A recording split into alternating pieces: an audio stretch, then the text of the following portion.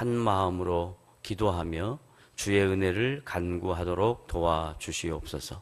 이 저녁에도 주님 앞에 나와 성도들의 찬양과 기도를 주께 드리오니 주께서 받으시고 말씀 중에 우리에게 허락하시는 주의 선하신 뜻이 드러나 우리에게 주어진 인생들 의미 있게 살게 하시고 한 번뿐인 인생 하나님을 기쁘게 해드리는 복된 인생들 되도록 도와주시옵소서.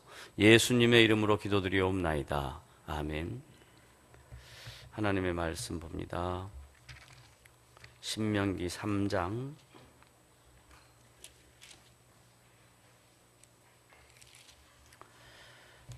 12절로부터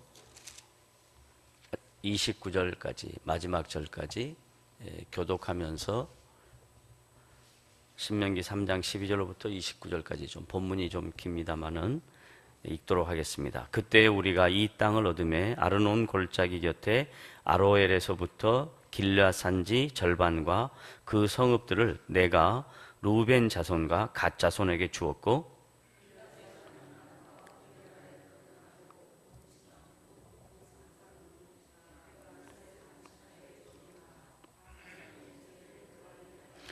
므낫세의 아들 야일이 그술 족속과 마아갓 족속의 경계까지의 아르곱 온 지방을 점령하고 자기의 이름으로 이 바산을 오늘까지 하봇 야일이라 불러오느니라.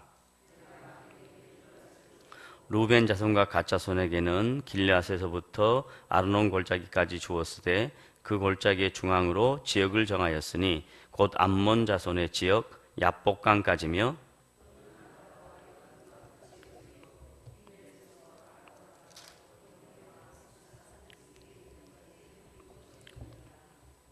그때 내가 너희에게 명령하여 이르기를 너희의 하나님 여호와께서 이 땅을 너희에게 주어 기업이 되게 하셨은즉 너희의 군인들은 무장하고 너희의 형제 이스라엘 자손의 선봉이 되어 건너가되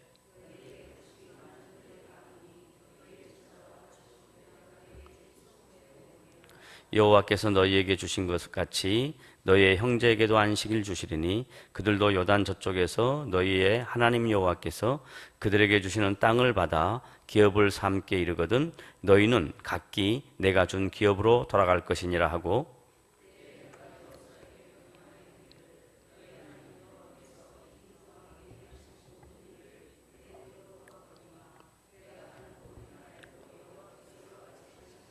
너희는 그들을 두려워하지 말라. 너희 하나님 여호와께서 친히 너희를 위하여 싸우시리라 하였노라.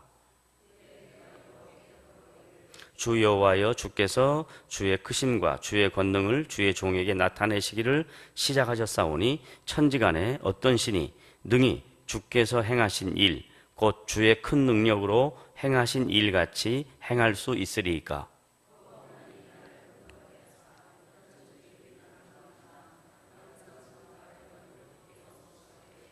여호와께서 너희 때문에 내게 진노하사 내 말을 듣지 아니하시고 내게 이르시기를 그만해도 족하니 이 일로 다시 내게 말하지 말라.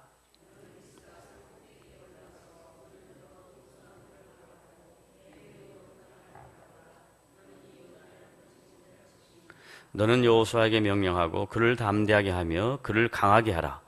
그는 이 백성을 거느리고 건너가서 내가 볼 땅을 그들이 기업으로 얻게 하리라 하셨느니라. 아멘. 오늘은 조금 본문이 깁니다. 간단하게 이 본문의 말씀 속에서 하나님께서 우리에게 주신 은혜들을 나누려고 하는데 12절로부터 17절까지는 저나 여러분이나 생소한 지역들이 기록되어 있습니다. 그리고 약 3,500년 전에 있었던 이 지역들의 이름이기 때문에 저도 그리고 여러분들도 이 지역들에 대하여 정확한 이해가 부족하리라 생각합니다. 그러나 왜 성경은 이렇게 구체적으로 지역을 명시했는가 하는 것입니다. 그것은 하나님께서 아브라함에게 약속하신 하나님의 약속을 이렇게 세밀하고 구체적으로 그리고 철저하게 지키시는 분이시다라는 것을 동일한 모세가 창세기에 기록했던 아브라함의 사건과 지금 이 신명기 3장의 이 사건을 같이 연결시켜서 하나님께서 아브라함에게 약속하신 그 약속의 땅, 하나님은 분명히 주신다 하는 것입니다. 이 말씀 안에 우리가 함께 묵상해 보아야 할 내용은, 하나님은 당신이 성경에 계시한 모든 약속의 내용들은 시간은 걸릴지 몰라도 분명히 이 역사 속에서 하나님이 하신 약속은 친히 이루어지신다 하는 겁니다. 그러니까 우리가 신앙생활 할 때도 모든 믿는 자에게 하나님이 주신 일반적인 축복들이 있습니다. 그리고 하나님께서 모든 믿는 자에게 허락하신 하나님의 약속의 말씀들이 있습니다. 그것이 우리가 생각하는 때와 우리의 방법과는 다를 수는 있습니다. 여러분들은 그런 때를 여러분이 기대하고 여러분이 원하는 그 시간에 적절하게 하나님이 응답해서 그 결과를 내가 원하는 시간에 맛보고 싶고 경험하고 싶은 마음이 없잖아 있겠지만, 하나님께서 약속하신 그 약속은 우리의 생각과 다를 수 있습니다. 하나님의 생각은 우리의 이 한계가 있는 이성적 판단의 기준을 훨씬 뛰어넘어서 비교가 되지 않을 만큼 하나님의 선하신 때에 하나님이 약속하신 약속은 분명히 역사 속에 이루어지는데, 우리 당대에 이루어지지 않을 수도 있습니다. 후대에 이루어질 수도 있습니다. 우리는 이미 이 세상을 떠나고 없어도 하나님은 약속했던 그 약속을 그 후대들을 통해서도 이루어내십니다. 그러니까 오늘 이 말씀을 통해서 우리가 분명하게 확인해야 할 것은, 내가 계획하고 내가 판단하고 내가 기대하고 내가 생각하는 대로 하나님이 초점을 맞춰주는 것이 아니라, 하나님이 약속하신 그 약속은 하나님의 때에 하나님의 방법으로 분명히 이루어진다는 것을 믿으시고, 내 당대가 아니어도 후대에 하나님의 뜻이 이루어진다 할지라도 그런 일들로 인하여 마음에 낙심이 있거나 마음에 불편함이 있거나 하나님을 원망하는 일이 없어야 될 줄로 압니다. 왜냐하면 아브라함에게 약속했던 그 약속이 약 500여 년이 지나가고 난 다음에 지금 역사 속에서 그대로 우리가 잘 알지 못하는 지명이지만 하나님이 약속하신 그 땅 그대로 다 주셨습니다. 구체적으로 지명까지 거론하면서. 그 다음 두 번째, 18절부터 22절까지는 그 약속의 땅을 가나안 땅에 들어가기 전에 미리 두 지파와 그리고 므낫세 반 지파에게 미리 주셨습니다. 그게 이제 앞에 있었던 내용인데, 루벤 지파, 루벤 자손과 갓 지파, 갓 자손, 그리고 므낫세 반 지파, 므낫세 반 자손에게 하나님께서 앞에 있는 여러 지역의 땅을 주셨습니다.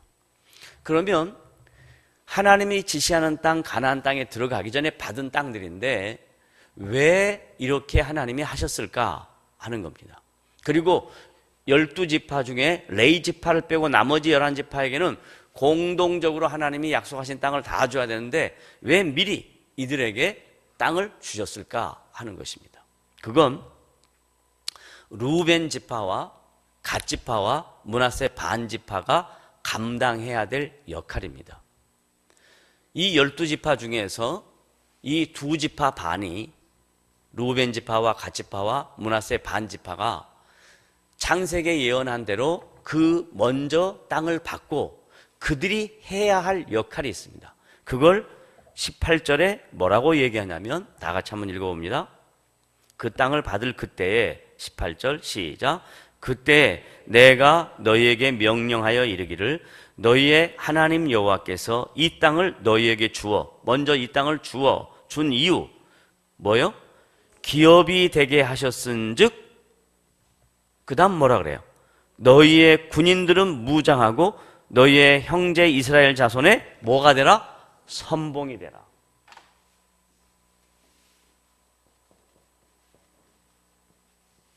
선봉이 되어라.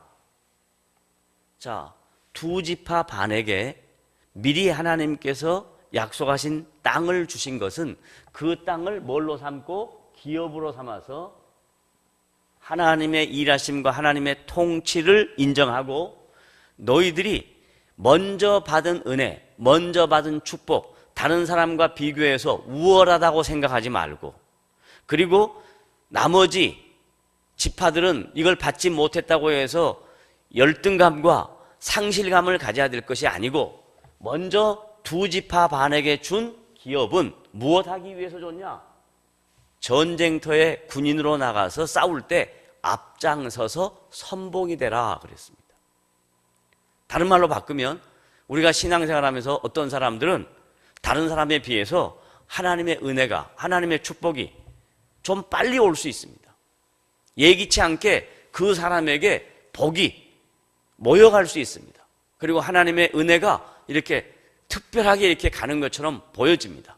같이 신앙생활 하다 보면 그런 거 보이거든요. 그러면 다른 지체들은, 그 하나님의 은혜와 축복을 못 받은 지체들은 상실감을 갖습니다. 왜 나는 하나님의 축복과 은혜를 이렇게 누리지 못할까 하면서 자꾸 자책을 합니다. 그리고 먼저 은혜와 축복을 받은 사람은 우월감을 갖습니다. 그리고 내가 뭔 특별한 하나님 앞에 잘한 것이 있는 것처럼 착각을 합니다. 그건 둘 다 틀렸습니다. 하나님께서 이 말씀을 통해서 먼저 두 지파 반에게 이렇게 먼저 은혜를 주시고 축복을 주신 것은 다른 거 아닙니다. 다른 지파를 위해서 먼저 받은 것들을 가지고 선봉의 역할에 서서 각자에게 맡겨진 역할을 감당하는 것입니다. 그런데 우리는 대부분 하나님 앞에 은혜를 받고 축복을 누리면 우쭐하거나 영적으로 우월한 마음을 갖거나 아니면 거기서 자족하고 자기 먹고 살고 자기 것 챙기기 바쁜 것이 신자들의 양태입니다. 그런데 하나님은 분명히 내가 너희들에게 먼저 이렇게 한 것은 너희들에게 기업이 되게 하고 그 기업을 통해서 하나님의 통치를 통해서 앞에 나가서 다른 지파를 위해서 섬겨라, 희생해라, 봉사해라 라고 말씀하는 겁니다. 그러니까 못 받은 사람은 열등감에 빠질 필요 없고 먼저 받은 사람은 우월감에 빠질 필요가 없습니다. 각자의 역할의 차이입니다. 그 다음 19절 말씀 봅니다. 시작. 너희에게 가축이 많은 줄 내가 아노니 너희 처자와 가축은 내가 너희에게 준 성읍에 머무르게 하라. 20절 시작. 여호와께서 너희에게 주신 것 같이 너희 형제에게도 안식을 주리니, 분명히 하나님이 주실 거예요. 그런데 그 형제들에게 안식이 가기 전에, 은혜와 축복이 가기 전에 먼저 받은 사람들이 해야 될 전쟁 앞에 선봉대로 나서서 다른 지파들을 위해서 희생하고 섬기고 봉사하고 수고하는 그런 역할을 부여받았다는 걸 알아야 합니다. 그러니까 내가 많이 누리면, 하나님이 나에게 은혜를 주시면 그것으로 아이고 이제 나만 이 은혜와 축복 누리고 살자, 이게 아니라 다른 사람을 위해서 축복의 통로로, 하나님의 은혜의 통로로 다른 사람을 섬기는 것으로 우리에게 기업을 주셨다는 걸 절대로 잊으면 안 됩니다. 그래서 여호와께서 너에게 주신 것 같이 너희의 형제에게도 안식을 주리니, 그 다음에 그들도 시작. 그들도 요단 저쪽에서 너희의 하나님 여호와께서 그들에게 주시는 땅을 받아 기업을 삼기에 이르거든 너희는 각기 내가 준 기업으로 돌아갈 것이니라. 나중에 이제 하나님이 11지파에게 다 땅을 분배해 주십니다. 그럴 때 먼저 받은 사람들이 선봉에 서지 않고 나는 이미 약속한 땅 받았으니까 이제 내가 감당해야 될 역할을 안 하겠다. 그러면 어떤 문제가 생기냐 하는 것입니다. 나만 축복받고 나만 은혜 받고 하나님이 주신 그 역할을 감당하지 못하면 어떤 문제가 생기냐 하는 거예요. 그 다음 21절 시작. 그때 내가 여호수아에게 명령하여 이르기를 너희의 하나님 여호와께서 이 두 왕에게 행하신 모든 일, 이 두 왕은 앞에 것들이에요. 뭐죠? 네, 바산한 옥, 그 다음에 뭐? 누구였죠? 바산한 옥하고 그 다음에 헤스본 왕 시온, 이 두 왕에게 행하신 모든 일을 내 눈으로 보았거니와 내가 가는 모든 나라에도 여호와께서 이같이 행하시리니. 22절 시작. 너희는 그들을 뭐하지 말라? 두려워하지 말라. 앞에 선봉에 설 사람들이 어떤 마음이 있을 수 있다고요? 두려운 마음이 있을 수 있다 이 말이에요. 하나님에게 받은 은혜와 축복은 좋고 감사한데 이걸 가지고 남을 위해 섬기고 남을 도와줘야 되고 축복의 통로로 사용돼야 하니까 그러면 나는 어떻게 되냐? 이런 두려운 마음이 생길 수 있다 이 말이에요. 전장의 선봉에 서서 나가서 오히려 내가 폐해를 당하면 어떻게 되냐? 이런 마음이 생길 수 있다 이 말이에요. 그러니까 성경은 우리 인간의 본성을 너무나 잘 압니다. 은혜를 받고 축복을 받아도 그 이면에는 뭐가 있냐면 이것을 잃게 될까 봐 두려워하는 마음이 있다 이 말이에요. 근데 하나님이 은혜를 주시고 축복을 주실 때는 그것을 머무르게 하지 아니하고 그것을 통해서 하나님의 축복의 통로가 되고 은혜의 통로가 되면 계속해서 하나님이 공급하시는 거예요. 그런데 그걸 모르고 받은 거 그거 그냥 어떻게 해서든지 뺏기지 않고 싶고 그걸 어떻게 해서든지 간수하고 싶고 그리고 이거 조금이라도 놓칠까 봐 두려운 마음이 생기면 그때부터 하나님의 은혜가 우리에게 나타나지 않는다라는 이야기입니다. 그래서 22절 다 같이 읽습니다. 시작. 너희는 그들을 두려워하지 말라. 그 다음 말씀 잘 읽어봐요. 시작. 너희의 하나님 여호와께서 친히 너희를 위하여 싸우리라 하였노라. 봐보세요. 그 전쟁은 누가 싸우신다 그래요? 하나님이 친히 싸운다 그러잖아요. 그러면 이 두 지파 반은 뭐만 하면 되는 거예요? 앞에 그냥 가면 되는 거예요. 앞에.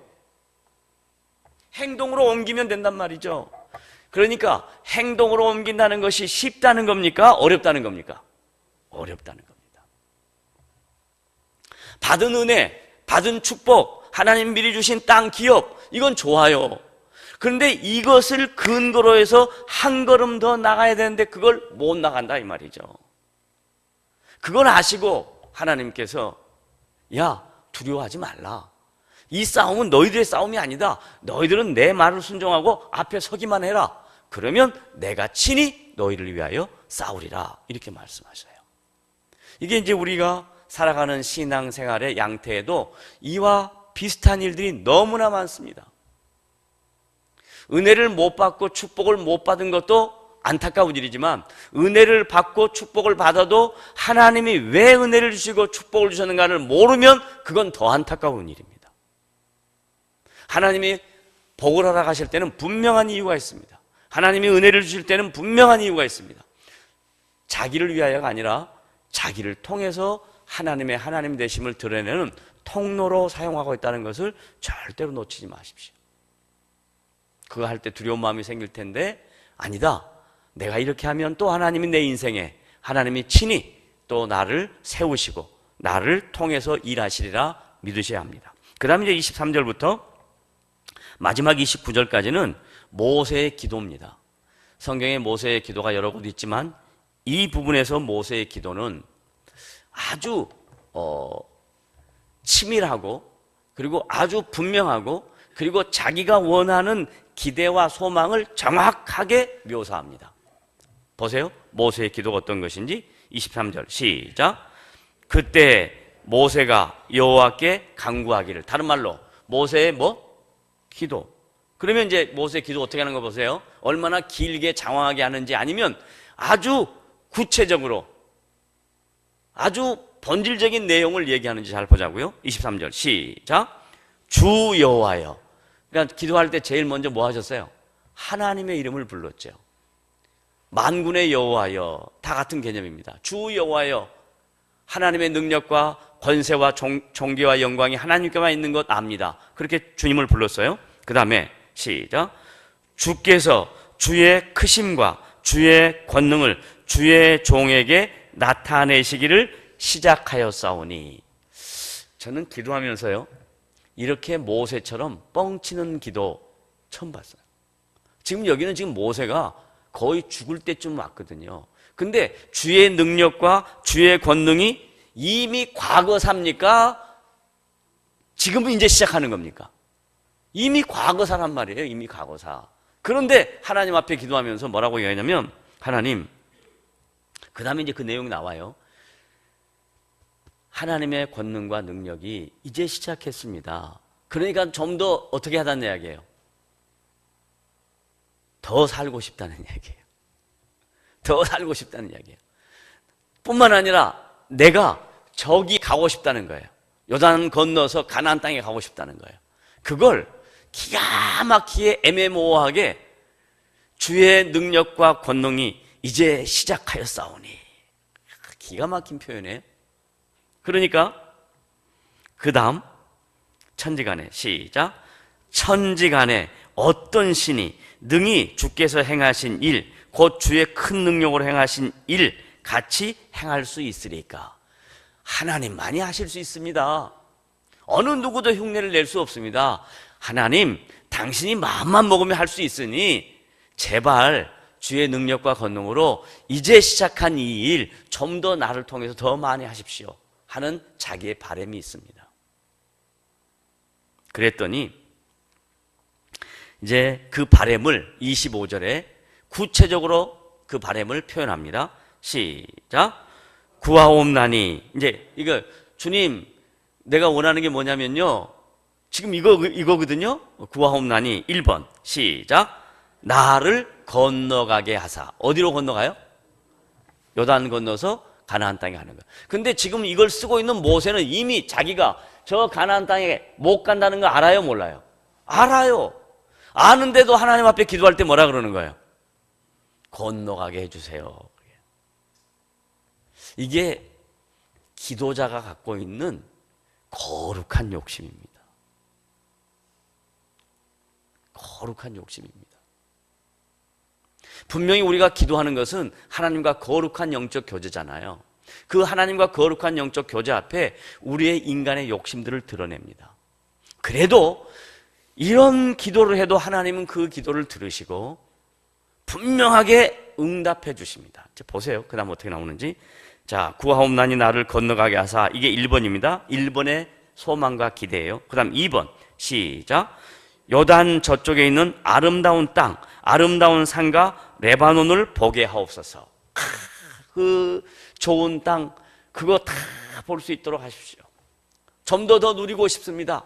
이거거든요. 좀 더 하고 싶습니다. 이거거든요. 그러니까 물러갈 때가 지금 왔는데 물러가고 싶지 않은 거예요. 인간적으로 충분히 이해됩니다. 그리고 얼마나 애정이 많았겠습니까? 40년 동안 이스라엘 백성들을 광야에서 이끌어낼 때 얼마나 많은 우여곡절이 있었겠어요. 그들의 배반과 반항과 하나님의 놀라운 이적과 기적과 막 수도 없이 많은 것들이 주마등처럼 막 지나갈 거예요. 그런데 이 마지막, 이제 자기의 삶의 마지막 끈 놓고 싶지 않은 거예요. 더 하나님의 일하심을 맛보고 싶고 하나님이 약속하신 땅에 직접 들어가서 하나님의 통치를 직접 받아보고 싶고 그런 거룩한 욕심이 있습니다. 솔직하게 자기의 표현을 했어요. 그랬더니 26절 하나님의 응답입니다. 다 같이 시작. 여호와께서 너희 때문에 내게 진노하사 내 말을 듣지 아니하시고 내게 이르시기를 그만해도 족하니. 자, 이게 답이, 하나님의 응답이 뭐냐면 그만해도 족하니, 이게 하나님의 응답이고, 그 앞에 서두는 뭐냐면 하나님이 그만해도 족하다라는 표현을 할 때 그 이유를 너희들 때문에 그런다 그러는 거예요. 그거 아니에요. 모세도 분명히 하나님의 언약의 말씀을 믿지 못했습니다. 그래서 열이 받아서 두 돌판을 깹니다. 이런 등등 자기의 실수와 허물이 있음에도 불구하고 그건 생각하지 않고 너희들이 하나님의 말씀을 불순종해서 하나님이 진노해서 나를 대표로 거기 못 들어가게 하신다, 그렇게 얘기를 하는 겁니다. 불평하는 겁니다. 원망하는 겁니다. 우리가 기도할 때 얼마나 많은 부분에 불평과 원망이 있습니까? 내가 기대하고 내가 원하는 대로 되지 않았을 때 하나님 앞에 우리가 말로 표현을 안 했어도 마음속으로 이런 표현이 있을 수 있거든요. 근데 주님의 응답은 뭐예요? 그만해도 족하니, 이 말입니다. 이 말을 신약적으로 사도 바울은 어떻게 이 말을 표현했냐면, 사도 바울에게 육체의 가시가 있었습니다. 그 육체의 가시는 정말로 어떤 질병인지는 정확하게 성경학자들마다 이견이 있지만 어느 정도 질병이냐면 그 질병 때문에 정말 너무 고통스러워서 차라리 죽어버렸으면 좋겠다 할 정도로 고통이 있었습니다. 여러분도 아프다 보면 너무 심하게 아프면 아유 그냥 이렇게 아프니 차라리 죽었으면 좋겠다 이런 마음이 드는 것과 같은 겁니다. 그런데 지금은 좋은 진통제도 있습니다. 좋은 주사도 있습니다. 좋은 의사도 있습니다. 2000년 전에 사도 바울에게 있었던 그 육체의 가시는 우리하고 비교할 수가 없죠.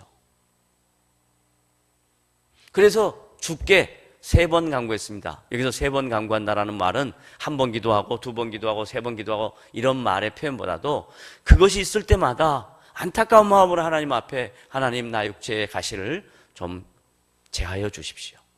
정말 고통스러워서 못 견디겠습니다. 그럴 때 뭐라 그러죠? 내 은혜가 내가 족하다.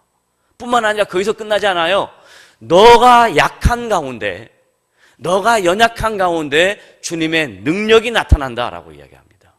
그러니까 은혜가 족하다 하는 말로 끝난 게 아니라 너가 그런 육체의 가시가 있어야 나를 의지한다라는 이야기예요.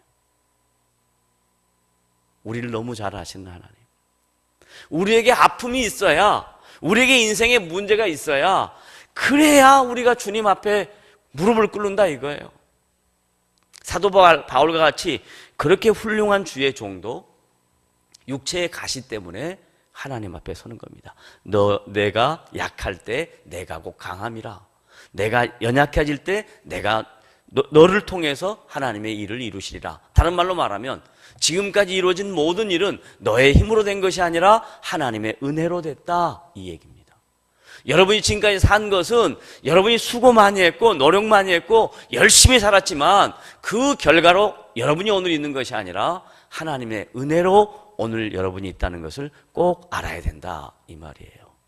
인생을 살다가 어려운 일이 있을 때 하나님 이것이 지나가게 해주십시오. 충분히 그럴 수 있죠. 그러나 주님은 내 은혜가 내게 족하다. 그만해도 족하다. 모세에게 하는 말씀과 사도 바울에게 했던 말씀 거의 같은 맥락에서 이해할 수 있는 것입니다. 자, 그 다음 말씀합니다. 이제 신약 성경에 했던 말과 주님이 모세에게 응답했던 말이 거의 비슷합니다. 이 일이 뭐죠?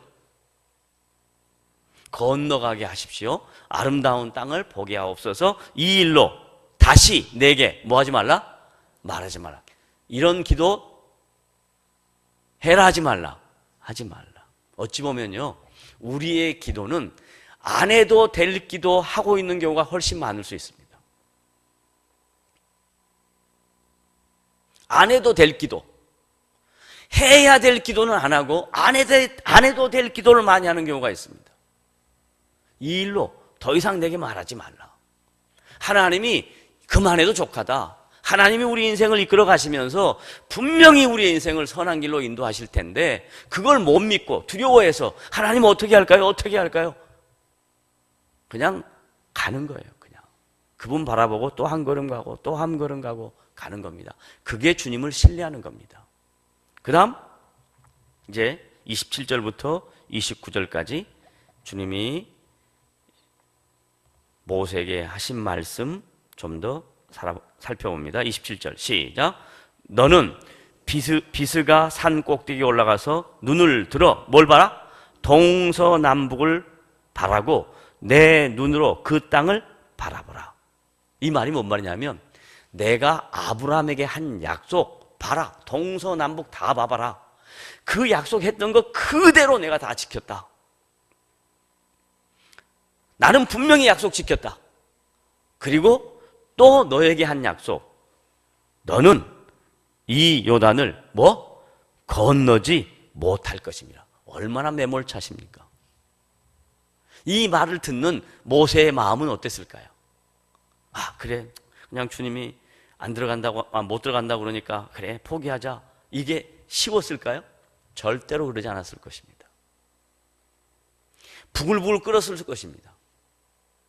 그러나 하나님이 하신 약속은 우리 인간이 변개시킬 수 없습니다. 하나님이 계획하신 그 모든 일은 상황과 환경이 변개시킬 수 없습니다. 하나님이 계획하신 모든 일은 하나님의 방법과 하나님의 때에 분명히 이루어지십니다. 이것을 믿는 믿음으로 우리에게 주어진 신앙의 길을 걸어가야 될 것입니다. 그 다음 28절 시작. 너는 여호수아에게 명령하고 그를 담대하게 하며 그를 강하게 하라. 점입가경입니다. 너 못 들어가. 거기서 끝내지 않고 야, 너는 못 들어가지만 너 뒤에 후계자 여호수아가 들어갈 거든. 그러니까 네가 지금 얼마 남지 않은 인생 동안 할 수 있는 일은 뭐냐면 여호수아를 담대하게 하고 그를 강하게 해라. 그러니까 마지막 미션인 거예요. 누구에게나 역사의 무대에서 조용히 사라져야 될 때가 있을 겁니다. 그런데 사라지기 전에 뭘 해야 되냐면 준비를 해야 됩니다. 지금 모세는 하나님께서 이스라엘 백성을 통치하실 때 하나님이 직접 하셔도 되는데 사람들을 통해서 하시거든요. 주님이 주님의 일을 하실 때 사람을 통해서 해요. 그런데 사람을 통해서 할 때 내가 내 역할이 여기까지인가 보다라고 하고 난 다음에 이제 내 할 일 다 했다. 그것이 주님의 일이 아닙니다. 성경은 분명히 뭐라고 얘기하냐면 그 다음 주님의 일이 이루어질 때 그 후계자에게 강하게 하고 담대하게 하고 그가 이 일을 감당할 수 있는 리더로 세워라 라는 얘기입니다. 이건 굉장히 어려운 얘기입니다. 특별히 우리 한국 사회에서는 여유가 없어서 리더가 그 다음 차세대 리더를 못 만들었습니다. 그게 우리 한국 사회의 지금 가장 큰 아픔입니다. 정치하시는 분들도 차세대 리더를 못 만들어 놨습니다. 제가 누구 한 개인을 지탄하는 것이 아닙니다만은 훌륭한 사람입니다. 그러나 그가 어느 날 갑자기 나타나서 대통령이 되겠다. 이건 정말 너무 웃긴 이야기입니다. 어떻게 일개 한 나라를 이끌어갈 대통령이 준비도 없이 정치가 무엇인지도 모르고 새 정치란 말 한마디 갖고 거기에 또 다 넘어가 갖고 헌 정치 버리고 새 정치 하자. 백성들은 또 다 눈물어 가지고 아이고 누구 이건 아니에요. 이건 아니에요. 준비를 시키는 겁니다. 준비를 시킬 때 하나님은 여호수아에게 쉬운 일을 준비시키지 않았습니다. 어렵게 준비시킵니다. 어렵게. 후계자에게는 뭐가 필요하냐? 온실에서 자라게 하는 게 아닙니다. 야전에서 뛰게 하고 완전히 아무도 없는 곳에서 해봐라. 네가 하나님 만나봐라. 이렇게 만드는 겁니다.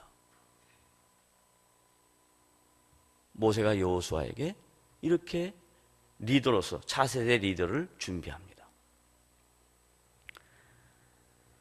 그는 이 백성을 거느리고 건너가서 모세 너가 볼 땅을 그들이 기업으로 얻게 하리라 하셨느니라. 얼마나 모세가 가슴이 무너졌겠어요. 못 들어간 것도 열받는데 후계자 키워야 되고 그리고 너가 들어가서 누리지 못할 거 그가 다 누릴 것이다. 그런데 만약에 여기서 성경이 끝나버렸으면 참 하나님은 참 성격이 참 까칠하네 이렇게 될 수 있습니다. 그런데 그러지 않아요. 히브리서 11장 성경 전체에 하나님의 구원 역사가 무엇인가를 설명하고 믿음이 무엇인가를 설명할 때 거기에서 모세에 대하여 설명을 합니다. 만약에 여기까지만 있어서 모세가 끝나버렸으면 역사 속에서 모세의 인물은 참 안타까운 인생이었을 텐데 신약의 저자가 구약의 모세를 바라보면서 모세의 역할이 무엇인가를 재조명합니다. 히브리서 11장 갑니다. 히브리서 11장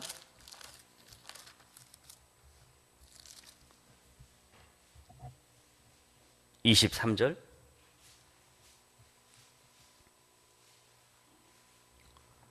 다 같이 시작. 믿음으로 모세가 났을 때, 여기서 믿음이라는 건 그냥 막연한 믿음으로 생각하지 마시고 하나님의 구원 역사라고 이렇게 이해하는 게 훨씬 좋습니다. 하나님의 구원 역사로 모세가 났을 때 그 부모가 아름다운 아이임을 보고 석 달 동안 숨겨 왕의 명령을 무서워하지 아니하였으며, 여기에 하나님의 특별하신 간섭이 있었다는 것을 계시하는 거고요. 그 다음에 24절 시작. 하나님의 구원 역사로 모세는 어떻게? 장성하여 바로의 공주의 아들이라 칭함받기를 거절하고, 25절 여기부터입니다. 시작.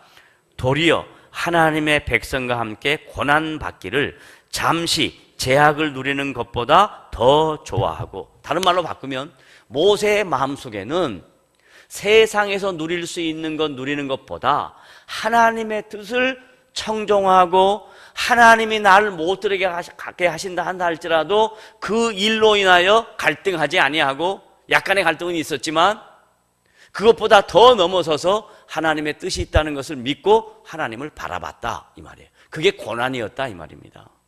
그 다음 26절 시작. 그리스도를 위하여 받는 수모를 애굽의 모든 보화보다 더 큰 재물로 여겼으니, 이게 이제 신구약의 차이예요. 모세가 어떻게 그리스도 1500년 후에 오신 그리스도 못 봤잖아요. 근데 히브리서 저자는 마치 모세가 그리스도를 본 것처럼 쓰는 거예요. 그리스도가 오셨는데 그분이 구원 역사를 이루기 위해서 모든 수모를 다 당하셨다. 십자가의 죽으심을 당하셨다. 그것을 바라보고 모세도 그렇게 했다. 이렇게 성경 저자는 얘기합니다. 그래서 그리스도를 위하여 받은 수모를 애굽의 모든 보화보다 더 큰 재물로 여겼으니, 그 이유, 왜 그랬냐? 이유입니다. 이게 오늘 메시지의 답입니다. 시작. 이는 상 주심을 바라봄이라. 누구를 봤다고요? 상 주시는 분을 바라본 거예요. 내 역할이 가나안에 못 들어가는 역할이어도 하나님은 나에게 맡기신 그 기간의 역할만 잘하면 뭐 주신다? 상 주신다 이 말이에요. 상 주신다. 네? 자기에게 준 역할도 다 못하면서 욕심은 드럭드럭 많아가지고 남의 역할까지 다 넘보고, 이건 그리스도를 위하여 수모를 당하려고 하는 것이 아니고 그리스도라는 이름을 이용해서 자기를 증명하려고 하는 겁니다. 이건 매우 중요한 논리입니다. 상 주시는 분을 바라볼 줄 아는 믿음의 사람은 나에게 주어진 역할이 어디까지인가 그거 철저하게 아는 겁니다. 늘 그거 생각하는 겁니다. 그 일에 최선을 다하는 겁니다. 내가 비록 사람들 앞에 존귀와 영광을 못 누리고 많은 사람들 앞에 칭호를 못 받아도 하나님이 나에게 맡기신 역할이 여기까지인가 보다 라고 생각하고, 거기 들어갈 때까지, 비스가 산에 올라가서 죽을 때까지 비스가 산에 가는 겁니다. 모세가 어디서 죽었어요? 비스가 산에서 죽었잖아요. 비스가 산에까지 가는 겁니다. 자기에게 주어진 역할 최선을 다해서 가는 거예요. 그 길이 비록 죽음의 길이라 한다 할지라도 그것 감당하면 하나님이 사랑하는 아들아, 사랑하는 딸아, 내가 너를 아노라, 상 주시는 분을 바라보는 믿음. 이게 모세를 히브리서 저자가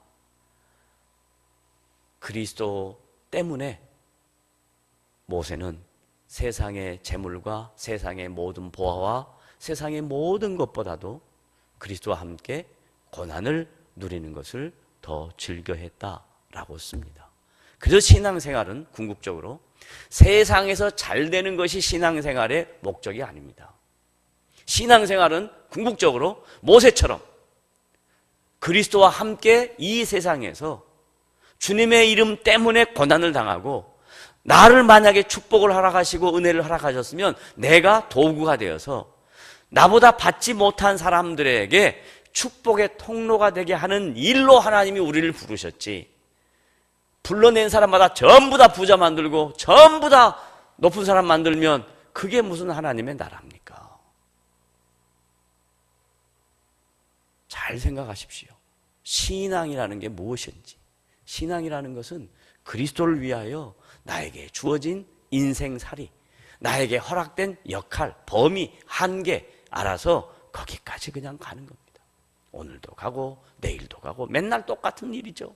그래서 어디까지 가냐? 비스가산에서 내 목숨 마치는 그 시간까지 가는 겁니다. 그 주님이 불러가시면 이제 우리는 주님 앞에 설 때 주님이 나에게 사랑하는 아들아, 사랑하는 딸아, 내가 작은 일에 적은 일에 충성했다. 보세요. 성경에는요, 큰 일에 충성했다고 안 그러잖아요. 뭐라고요? 적은 일에, 작은 일에 충성. 다른 말로 말하면 적은 일, 작은 일이 어렵다는 일입니까? 쉽다는 일입니까? 어렵다는 일이에요. 사람은 그 길 안 가려고 그래요. 큰 그 길 가려고 그래요. 그러나 작은 것, 아무도 알아주지 않아도 그 길 주님 앞에 상 주시는 분을 바라보고 걸어가면 주님이 우리에게 착하고 충성된 종아, 내가 너에게 생명의 면류관을 주리라 라고 말씀하십니다. 저와 여러분은 이런 말씀을 통해서 뭘 묵상하고 무엇을 다시 한번 마음에 다짐하냐면 세상적인 가치와 기준으로 신앙을 이해하지 말라는 거예요. 성경적인 가치와 기준으로 신앙을 이해할 때에 오늘 이 메시지의 핵심과 내용이 여러분의 은혜가 될 것입니다. 그러지 않고 세상의 가치로 이해하면 도대체 이게 뭔가, 왜 예수 믿나? 이런 생각이 들 거예요. 예수를 믿는다는 것은 주님 걸어가신 길, 주님의 행하신 것, 그거 본받고 따라가는 겁니다. 주님 닮아가고 주님 걸어가신 길 걸어가고 그 길 걸어갔을 때 주님이 우리를 모른다 하지 아니하시고 우리에게 분명히 상 주실 분이라는 것을 믿어 의심치 않아서 상 주시는 분을 바라보며 여러분에게 주어진 인생 험난한 경로, 담대한 마음으로 두려워하지 마시고 주님과 함께 뚜벅뚜벅 한 걸음 한 걸음 걸어가는 복된 성도들 되시기를 주님의 이름으로 부탁을 드립니다. 기도하겠습니다. 하나님 아버지 감사합니다. 주의 말씀이 우리에게 이렇게 분명하게 이 세상에서 성도가 살아가는 삶의 정도와 궤적들이 무엇인가를